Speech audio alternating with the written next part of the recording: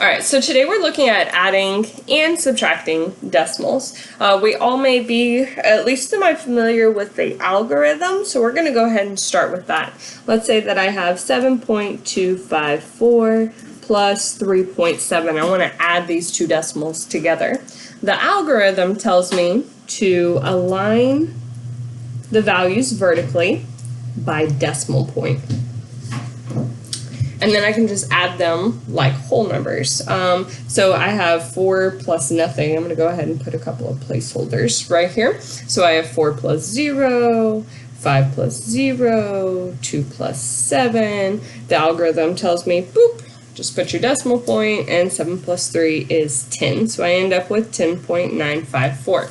Simple enough, but with the theme of our class, we want to know why. Why is it that I align the decimals by decimal point instead of by the rightmost value like we did with whole numbers? Once I do that, why can I just add them like whole numbers even though they are not?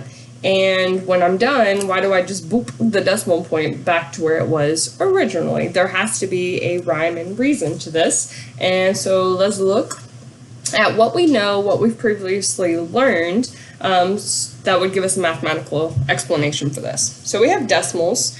Last week we looked at fractions, and previously we defined decimal fractions. So I know that I could write these decimals as decimal fractions, and if I write them as decimal fractions, then I can just add them like regular fractions. So let's start there. In order to add them like regular fractions, I need to have a common denominator. So let's see what I need to do to have a common denominator. By our definition of decimal fractions, this has 3 decimals, so I know this would be 7254 over 10 to the third power. This only has 1 decimal, so it'd be 37 over 10 to the first. They would not have common denominators, so I'm going to force them to have common denominators.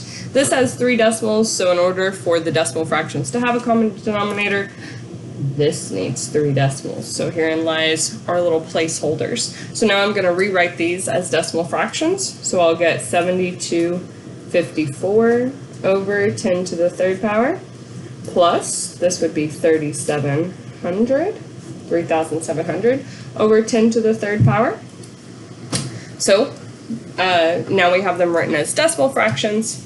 Now I can add them just like we would decimals. I'm taking, starting at this multiple of 1 over 10 to the third and taking 3,700 more steps of size 1 over 10 to the third. So I can just combine the total number of steps, which is going to give me 10,954 over 10 to the third. And now I started with decimals, so I kind of want to end with decimals, but again, we know what a decimal fraction is and how to convert that back to a decimal. This is 10,954 over 10 to the third power, which indicates as a decimal, this will have 3 decimal places. So I get 10.954, which is exactly what we got with the algorithm. So how does this line up to the algorithm? What part explains what? So the aligning of the decimal point is this right here. It's essentially getting our decimal fractions with the common denominator so I can actually add them, right? If I align by decimal point, then that forces me to have the same number of decimals, which is akin to having the common denominator.